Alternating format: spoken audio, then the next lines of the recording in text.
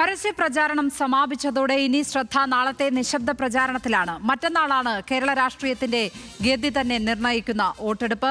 പ്രസാദ് ഉടുമ്പശ്ശേരി ചേരുന്നു വിവരങ്ങളുമായി നിലമ്പൂരിൽ നിന്ന്. പ്രസാദ്, കൊട്ടിക്കലാശം കളറായിരുന്നു എന്ന കാര്യത്തിൽ ഒരു സംശയവും വേണ്ട. മുന്നണികൾ അങ്ങോട്ടും ഇങ്ങോട്ടും അതിന് മത്സരിക്കുന്ന കാഴ്ച, ആ ആവേശം ഏറ്റവും കൂടുതൽ പുറത്തെടുക്കുന്നതിൽ മത്സരിക്കുന്ന കാഴ്ചയാണ് നമ്മൾ അല്പസമയം മുമ്പ് വരെ കണ്ടത്. ഒരുപക്ഷെ ഒരു ഉപതെരഞ്ഞെടുപ്പുകളുടെ ചരിത്രമെടുത്താൽ തന്നെ വലിയ തോതിൽ രാഷ്ട്രീയം ചർച്ചയായ ഉപതെരഞ്ഞെടുപ്പാണ് നിലമ്പൂരിലേത് എന്ന് നിസ്സംശയം പറയാൻ പറ്റും. അത്രയും വിഷയങ്ങൾ ചർച്ചയായിട്ടുണ്ട്, അത്രയും രാഷ്ട്രീയ വിവാദങ്ങളും ഉണ്ടായിട്ടുണ്ട്. എല്ലാം ഒന്ന് ഓടിച്ചു പരിശോധിച്ചാൽ എങ്ങനെയാണ് പ്രസാദ്?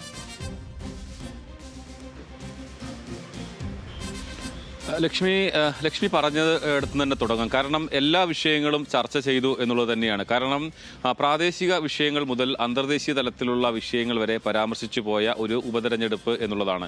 സാധാരണഗതിയിൽ ഒരു ഉപതെരഞ്ഞെടുപ്പിന്റെ സമയത്ത് പ്രധാനമായും ഫോക്കസ് ചെയ്യുക അപ്പോൾ നിയമസഭയിലേക്കാണെങ്കിൽ സർക്കാരുമായി ബന്ധപ്പെട്ട കാര്യങ്ങൾ മാത്രമായിരിക്കും, അല്ലെങ്കിൽ അങ്ങനെയുള്ള കാര്യങ്ങളിലേക്കായിരിക്കും കൂടുതൽ ഫോക്കസ് വരിക. പക്ഷേ ഇവിടെ പ്രാദേശിക വിഷയങ്ങളുണ്ട്, സംസ്ഥാന വിഷയങ്ങളുണ്ട്, രാഷ്ട്രീയ സംവാദങ്ങളുണ്ട്, വിവാദങ്ങളുണ്ട്, ഏറ്റവും അടുത്ത് നടന്നിട്ടുള്ള അന്തർദേശീയ സംഭവങ്ങൾ വരെ ഈ മണ്ഡലങ്ങളിൽ ചർച്ചയായി എന്നുള്ളത് തന്നെയാണ് ഇതിലെ ഏറ്റവും പ്രധാനപ്പെട്ടത്.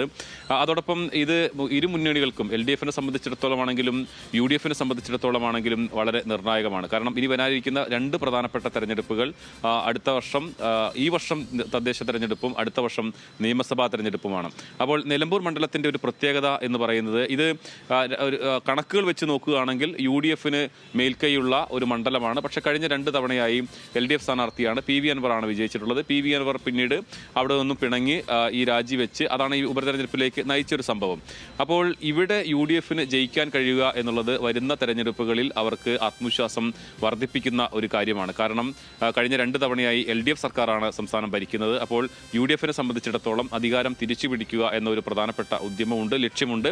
ആ ലക്ഷ്യത്തിലേക്കുള്ള ഒരു ഊർജ്ജമായി ഈ ഒരു വർഷം ഈ തെരഞ്ഞെടുപ്പിനെ അവർ കാണുന്നുണ്ട്. അതുകൊണ്ട് എന്ത് വില കൊടുത്തും അല്ലെങ്കിൽ എങ്ങനെയും പ്രചരണം നടത്തി അല്ലെങ്കിൽ എല്ലാവിധ സംവിധാനങ്ങളും ഉപയോഗിച്ചുകൊണ്ട് അവർ ജയിക്കാനുള്ള ശ്രമങ്ങൾ അവരുടെ ഭാഗത്തു നിന്ന് ഉണ്ടാകുന്നുണ്ട്.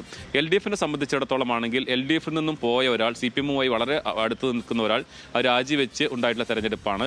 അപ്പോൾ കഴിഞ്ഞ രണ്ട് തവണയും LDF ആണ് ജയിച്ചതെങ്കിൽ ഈ സീറ്റ് നിലനിർത്തുക, അതിന് ഏറ്റവും പ്രധാനപ്പെട്ട CPMന്റെ തന്നെ സംസ്ഥാന സെക്രട്ടേറിയറ്റ് അംഗം M സ്വരാജിനെ തന്നെ നിർത്തി ശക്തമായ ഒരു രാഷ്ട്രീയ മത്സരം നടത്താൻ കഴിഞ്ഞു എന്നുള്ളതാണ്. സ്വാഭാവികമായും 9 വർഷം ആയ സർക്കാർ ഇപ്പോൾ LDF സർക്കാരാണ്. സർക്കാരിനെതിരെയുള്ള ഭരണവിരുദ്ധ വികാരമുണ്ടെങ്കിൽ അത് ഏറ്റവും കൂടുതൽ പ്രതിഫലിക്കാൻ സാധ്യതയുള്ളത് ഈ മണ്ഡലത്തിലാണ്. കാരണം ഇവിടെ UDFനാണ് രാഷ്ട്രീയമായി മേൽക്കൈ.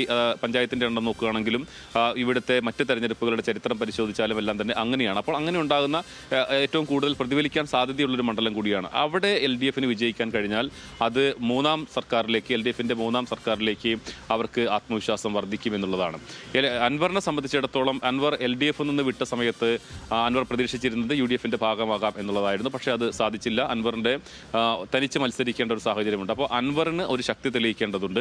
അപ്പോൾ അൻവർ അതിനുവേണ്ടിയുള്ള പ്രവർത്തനങ്ങൾ നടത്തുന്നു. വളരെ വ്യത്യസ്തമായ ഒരു പ്രചാരണ ശൈലിയാണ് അൻവർ സ്വീകരിച്ചിട്ടുള്ളത്. ഇന്നിപ്പോൾ മൂന്ന് മുന്നണികളും, NDA ആണെങ്കിലും LDF ആണെങ്കിലും UDF ആണെങ്കിലും അവർ കൊട്ടിക്കലാശം നടത്തിയ സമയത്ത് അൻവർ ചെയ്തത് അതിൽ നിന്ന് വ്യത്യസ്തമായി ആളുകളെ നേരിട്ട് കാണാനുള്ള ഒരു സമയമാക്കി അത് മാറ്റി എന്നുള്ളതാണ്. അപ്പോൾ പ്രചാരണത്തിൽ പലതരത്തിലുള്ള തന്ത്രങ്ങളും PV അൻവർ ഇവിടെ കാണിക്കുന്നു എന്ന് വ്യക്തമാക്കാം. NDA ആദ്യ ആശയക്കുഴപ്പമുണ്ടെങ്കിലും പിന്നീട് അവർ സ്ഥാനാർത്ഥിയെ നിർത്തി അവരെ സംബന്ധിച്ചിടത്തോളം മുൻകാലങ്ങളിൽ ഉണ്ടായിട്ടുള്ള വോട്ട് വർദ്ധിപ്പിക്കുക എന്നുള്ളത് തന്നെയാണ്. പ്രത്യേകിച്ച് സംസ്ഥാന പ്രസിഡന്റായി പുതിയ ആൾ രാജീവ് ചന്ദ്രശേഖർ വന്നതിന് ശേഷം ഉള്ളൊരു തെരഞ്ഞെടുപ്പാണ്. അപ്പോൾ അദ്ദേഹത്തിൻ്റെ പ്രവർത്തനം കൂടി വിലയിരുത്തപ്പെടാനുള്ളൊരു സാധ്യത ഉണ്ട്.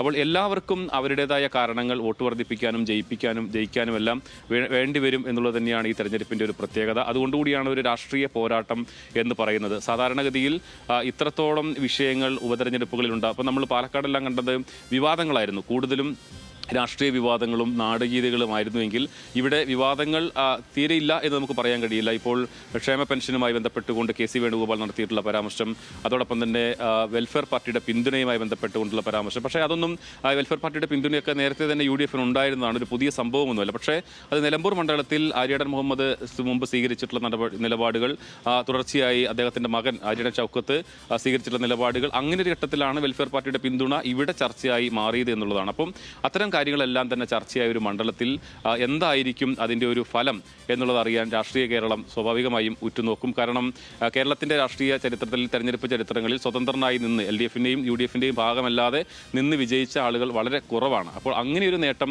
അൻവറിന് സാധിക്കുമോ എന്നുള്ളതെല്ലാം നോക്കുന്നുണ്ട്. ഇപ്പോൾ രണ്ട് മുന്നണികളും അൻവറിന് അധികം വോട്ടൊന്നും പിടിക്കില്ല എന്ന് പറയുന്നുണ്ടെങ്കിൽ പോലും നമ്മളുടെ റിപ്പോർട്ടർമാരെല്ലാം തന്നെ ഫീൽഡുകളിൽ പോകുമ്പോൾ അൻവർ തീരെ മോശമാകില്ല എന്നുള്ളത് തന്നെയാണ് അവരുടെയും ഒരു വിലയിരുത്തലുള്ളത്.